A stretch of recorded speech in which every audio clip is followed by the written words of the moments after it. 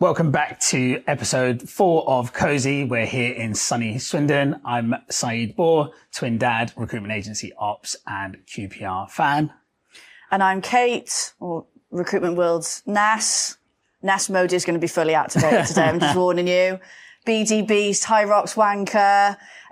You did a much better intro than me because every other episode I fucked it up right at the start. High Rocks Wanker is bringing me back to the last episode. Yeah. Which hasn't even come out yet, actually. No, we're filming this before episode 3 is out. That's why I'm getting really confused. Yeah. I was sorting out all the stuff for today yesterday. I was putting it in an episode 3 folder and I was like, no. Oh, this is episode 4. Yeah, we need to get organised. But yeah, episode 4. 3 was pretty strong NES mode. I was reviewing it this few days gone. We've got some really good clips for you guys. Episode 4, usual format, but I think I'm in NES mode about some stuff. So I've just happy to just say I think it's the cap. I think the cap is making it's like an alter ego. I quite like it. Do you know the main reason why I did it is because my fucking lid looks so shit on all the edits. Welcome to my world. This weather's playing havoc with my hair. Seriously, like it looked all right this morning. Then I went to the toilet before. I was like, Jesus Christ. But whatever. I can't do anything about it. What has been happening recently? Do you know what? Not too much because I had a pretty wild June and I've got a really wild August and September. So I have just been enjoying doing not that much. Nice.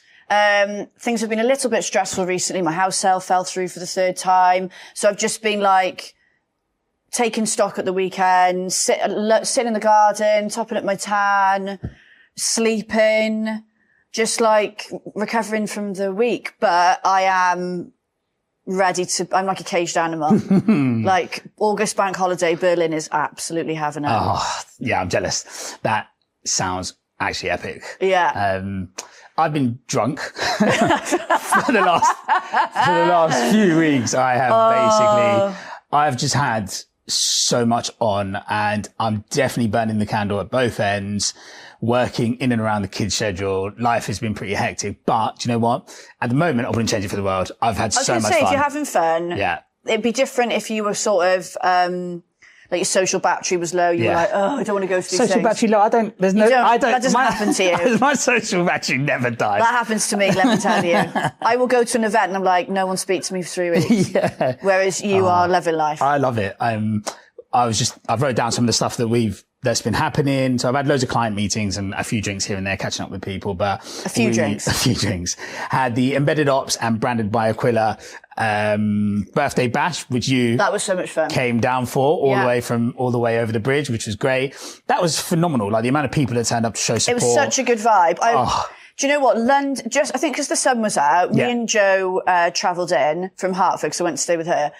And I was just like, London is buzzing. I was loving it. Thursday night, London, in the sun. I was loving it. Barrio Bar is just so colourful. Everyone turned up in nice, colourful outfits. Everyone was happy. There was a positive vibe. I was like, this is a bit of me. It was so good. And it was such a good blend of people. We had like suppliers, clients, prospects, just vendors, rec tech people. I got to meet people in person that I speak to a lot and have never met in person. Yeah, honestly, it was bizarre. It was so good. I spent way too much money on shots. And the £70 cab home was a bit of an eye-opener. Then I had TRN Retreat, which I recorded some good content with Holly for. That was good fun. Recruitment, alcohol, bit of music, 2 days. Sorry, but what better? Well, there's nothing better. There's nothing better. That's my idea of heaven if Carlsberg did Mondays and Tuesdays. Then on that same week, I had the Device Summer Party, which is just gone.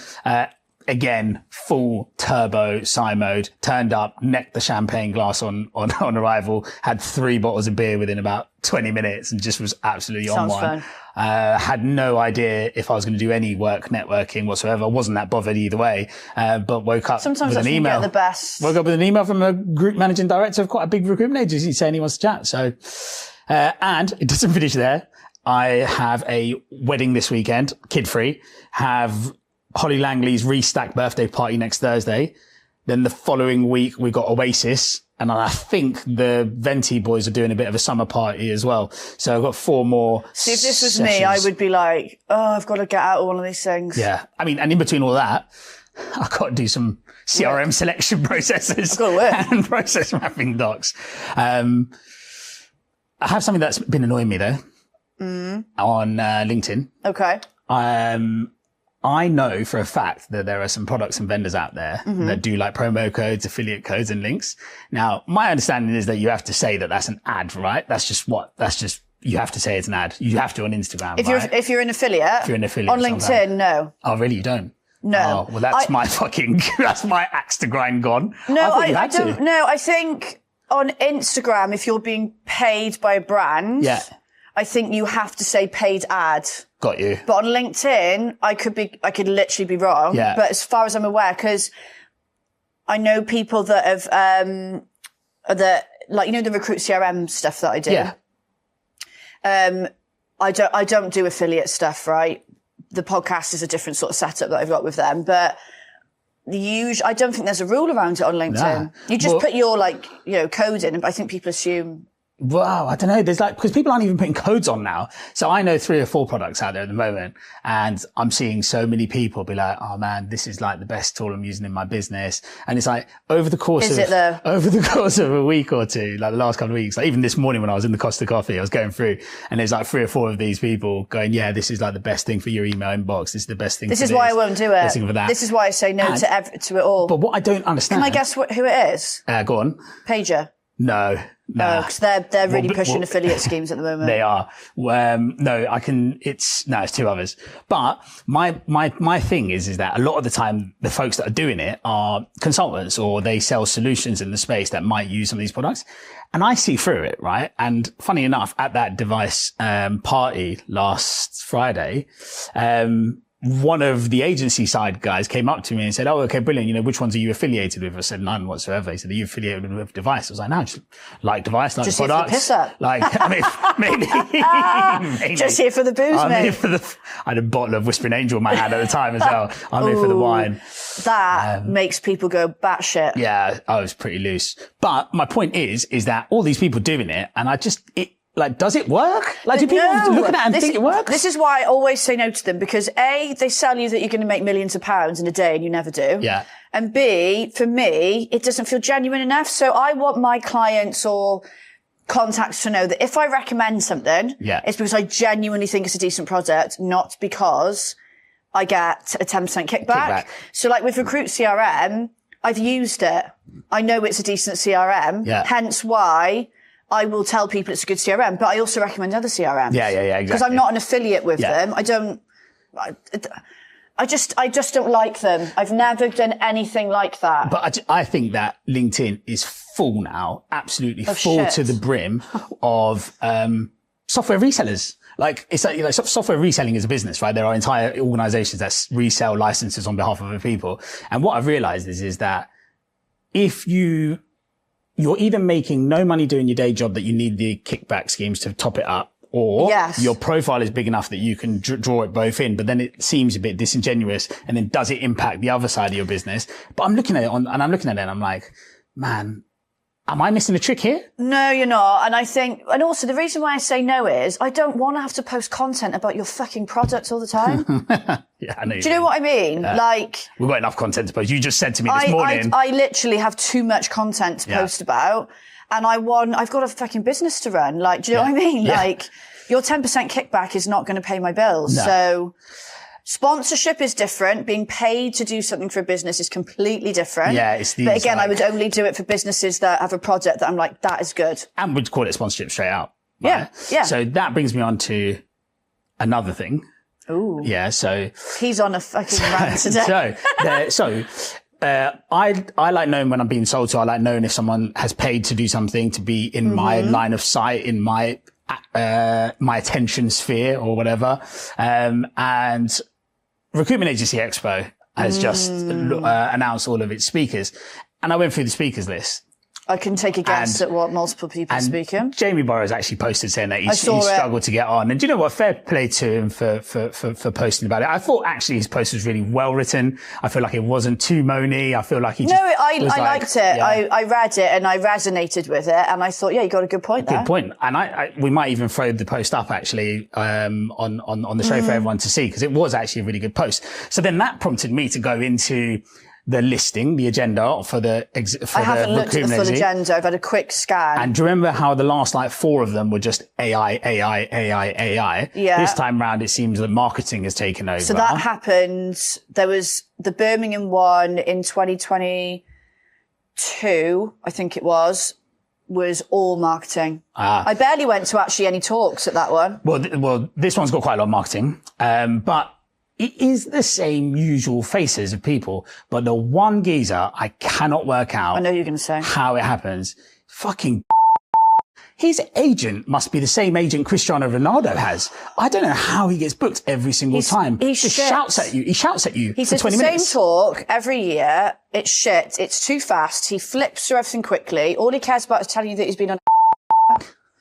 And I just think, it's not fair. And I think he gets paid. Well, I mean, it's not fair. No, it blows my mind that someone that did recruitment for a couple of minutes back in 2005 can now become a speaker, turn up at these events, our industry events. We only have 2 of them that are free to our entire industry a year, really. Yeah. The big flagship ones. And this geezer gets to turn up and shout at people for 20 minutes. And you have to potentially suffer that he might pull out his fucking guitar and do a song for you. Apparently he does that when he's on tour. And I just think it's ridiculous. I would laugh. Genuinely, I think his agent kicked off. Which was it London when the screens didn't work? Yes. Poor Andy Dirt. Do you remember he was first? Yeah, he was first. So I think it was that year, he was speaking when the screens weren't fixed yet, and he kicked off so much, they gave him another slot to speak later in the day. That would never happen. Andy Dunn didn't get offered that. No. That's not fair. Now, one thing I will say, I really get on with Louise. I respect how difficult it is when you have that many applications. There's going to be a lot of applications, I get it. But I still don't think there's an excuse to pick the same people all the time.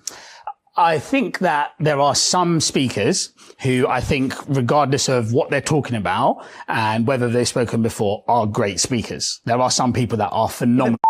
He's not a great speaker. He's definitely not one of them. But like, for example, I've seen Jeremy Snell's on there.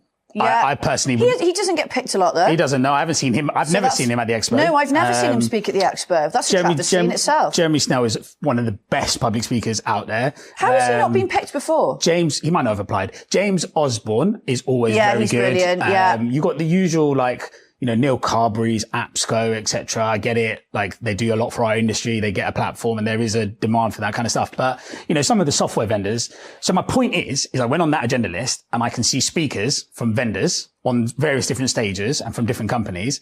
I want to know. I know why. I want to know which of these speakers have paid to speak on a stage specifically. No, it's because basically, I got a phone call from them the other day. They're desperate for people to pay for stands because that's how they make their money, but not as many people are. If you noticed, I didn't go to London this year, but Birmingham last year. There was empty stands, right? So, they are struggling. So the incentive they're giving people, I believe, is if you have a stand, you can have a speaking slot as well. Yeah, I've seen those packages before, and I don't mind it. I get it. If you've got a side stage, it's very expensive. If you've got a side stage, then and you want to fill it out. And if you've got a side stage and people can pay for the privilege of being on there, then great, do that. But I just want to know who they are, because then I can make a decision on whether I want to go and listen to a product who's paid to speak at an audience. Maybe don't put them on like one of the big stages. But I love the Rec Agency Expo. I've been going to it for most of my career. I love it. It's one of my highlights of the year. Yeah, if I'm honest, it's such a good day out. But it is just Groundhog Day all over again. The most exciting thing about it is Cowpish has been doing that startup zone. Last year's startup zone was sick. Like, so good to get visibility on new products and give them a platform. Yeah, it was good. That is in the interest of inclusion, diversity, because it's newer players who can't necessarily afford to have big stands. So anyway, my biggest gripe is I want to know the name of agent, because I could do with picking up a few more gigs, and that geezer must be fucking amazing to be able to book as many gigs. It's like, I've only been to his talk once, but it was like boys club in the pictures, all men in suits. It's like, I'm fucking bored of it. Like, I'm not here for that. And I just don't get a good vibe. Yeah. I got up and walked out 5 minutes in because I was in the front row, because I always sit front row. In all the sessions I go to, I sit front row because I want my laptop mic to pick up notes sometimes. And I just want to be engaged and not be distracted. So I'll very often sit at the front row. Michelle Flynn always laughs at me about sitting in the front row. And I went there once and he started talking and it was so loud and it was so shouty. It was like, I was like, nah, I'm not having it. Anyway, That's my thing. Like adverts, people promoting shit, not being transparent about it. Like, just tell us if you're on an earner, and Rec Agency Expo, just stop booking. I mean, I've been very lucky and privileged to speak 3 times. Okay. My business has only been running for 4.5 years. So I've been very lucky. Amazing experience. First time I did it, absolutely shat myself, but the second time, third time, loved it. So I've been very lucky, but a lot of people have never been picked once, and they apply every year. And they're submitting decent talks, really decent talks. So yeah, I'd like to see some more diversity in the speakers, as in different people, because I'm sorry, but some of the repeat offenders, and I'm not going to name names, but their talk is a pile of wank. I'm sorry. Sometimes it's the same as they did the year before. And I'm like, it's the same, yeah. So I'm even questioning, I want to go. So I use it as a bit of a jolly myself, but part of me's like, well, I'm not going to go to 20 fucking talks. I'm looking at the list and I'm like, no. I picked 3. No. Whereas back in the day, 4 or 5, you couldn't. I would literally struggle to know what to go to. You had to run between the stages. And I'd barely see anybody. I'd go to catch up with people and I'd be like, really sorry I didn't see you because I've been in talks. Whereas last time I went to the Birmingham one last year, I don't think I went to many talks. I was just talking to people. No. Yeah. I can only imagine how tough of a gig it is for the organisers. And my sympathy goes out to you. And, I just want to talk about it because that one particular booking every single time annoys me, especially when you consider there's people like Jamie Burrows who are day in, day out. He's a brilliant speaker. With recruitment agencies, helping our industry develop better recruiters. He knows the problems, there's people like that out there that can't get on, but then we've got to listen to some... Actually, I know we keep going on about this, but you've just reminded me. Also, and I know Jamie would probably back me up on this one, because I go into a lot of agencies as well. Marketing is important at the moment, but let me tell you now, it's not the biggest issue in agencies. They are struggling for profit. It's dropped. They're struggling for revenue. Yes, marketing is important, but one of the bigger issues is the consultants' performance levels going up, the sales culture in the agency, revenue coming in. And like I said, marketing is important, but it has to be married with sales. And not enough sales is being done in these agencies, and not enough due diligence is being done on the candidate side and all this stuff. And that is why the profit is dropping. Yeah. So why aren't there any talks on mapping out an effective sale? I might have missed, there are, but why is there not a big sales push? There are a few sales chats in there, but again, it's like delivered by people that, I don't know, are they the right people should be delivering it? But I agree with you, and I always say the level of quality of recruiters and recruitment that happens is poor, and actually we need to improve that. But the fact that Jez is speaking, brilliant. I can't wait. That's one front row. That was one I would go to. Front row every day of the week. 1,000,000%. I'd be front row. 1,000,000%. But should we move on? We might have to cut that. We might have to reorder it because people aren't going to want to listen to 18 minutes of us fucking moaning about LinkedIn the next row. Should we very quickly explain why we've bought what we've bought today? Yeah, QPR calendar goes with me everywhere, obviously. This is a wonderful gift I got from Alex Chirika from RecFinder and Cameron Briggs from Venti AI. It was behind my desk this morning as I was packing my bag, so I grabbed that. But yeah, really touched that people come, let alone. You've got truffles in there. Are you going to open them, or are you just going to leave it? Yeah, no, I didn't realise that they were in there actually. You can't open that. I think you should. It's a nice memento. Yeah, I mean, it's behind me in the office, so a couple of people have commented on it. Yeah. So I brought with me this. No, I didn't. I actually forgot to bring anything with me today. So I was like scrounging around my bag. What have I got? And I got out my hand cream because. A lot of people don't know this about me. Since I can remember primary school age, very young, I don't like water touching my hands unless I could put hand cream on after. Right. So even as a child in my school bag, I'd have a big thing of hand cream. So I've got these in every room in the house, every bag, because for me, if I wash my hands and I don't put this on after, they feel like they're cracking. But feel my hands how soft they are. I mean, it's not true. They are quite soft. It's not true, but it's like I was in the car, I washed my hands quickly in the service station, I just rushed back in the car, and I could not wait to get the cream on. To get out of the car and put it on. It was bothering me. I couldn't bear to feel my hands. I was like, So nothing worse than dry hands though. That's it. Yeah. That's nice. Hand cream, noted. Christmas present, sorted. Yeah. Oh, if you want to get me a present, you get me hand cream and buzzing. Yeah. Cool. Let's go and start with LinkedIn posts. You. Okay. I'm going to start with a more serious topical one,